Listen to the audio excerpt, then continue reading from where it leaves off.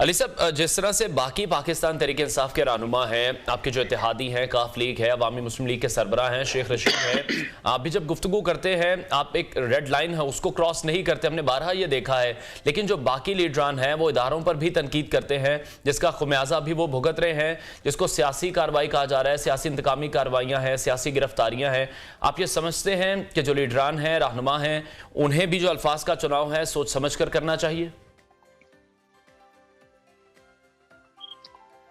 سب سے جو امپورٹنٹ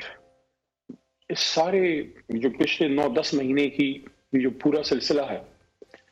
اس میں سب سے امپورٹنٹ اگر ایک سٹیٹمنٹ کو عمران خان صاحب کی ہے تو ان میں سے ایک یہ بھی ہے کہ جب ان کی ایز اے وزیر اعظم جب ان کے خلاف رجیم چینج ہوئی تو اس کے بعد انہوں نے ایک بڑی امپورٹنٹ نیشن سے ایڈریس کیا تھا اور اس میں انہوں نے بڑی بیس لائن دی تھی۔ انہوں نے کہا تھا کہ عمران خان سے زیادہ اس ملک کی فوج اہم ہے، ضرورت ہے۔ تو انہوں نے یہ کلیئر کیا کہ ان کی کوئی لڑائی، کوئی ایشو ان کا ادارے سے نہیں ہے، شخصیات کی پالیسیز پہ ان کا اعتراض ہے۔ اور وہ آپ نے دیکھا کہ پچھلے 9-10 مہینوں میں جو مسئلے مسائل بنے ہیں، چاہے کوئی اس کو کچھ بھی کہے، دیکھیں چاہے آپ اس کو کچھ بھی کہیں، لیکن پچھلے 9 مہینے میں پاکستان کی اکانومی بہت زیادہ ہرٹ ہوئی ہے اور سوشل فیبرک بھی ہرٹ ہوا ہے۔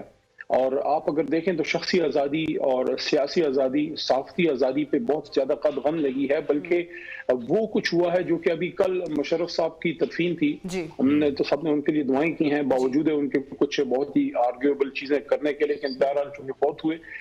ان کے دور میں بھی اتنی زیادہ سختیاں نہیں تھیں۔ ہم لائرز نے ایک لائر موومنٹ بھی اس زمانے میں چلائی، میں تو اسٹوڈنٹ تھا لیکن بہرحال سینئر لائرز نے اس میں بڑا مین کردار ادا کیا۔ کسی بھی بڑے وکیل رہنما نے یا کسی بڑے صحافی نے یہ شکایت نہیں کی کہ ان کے ساتھ وہ کیا گیا جو آج ہوا ہے۔ تو یہ ساری چیزیں، یہ غلطیاں، اس کو ٹھیک ہونا چاہیے۔ اور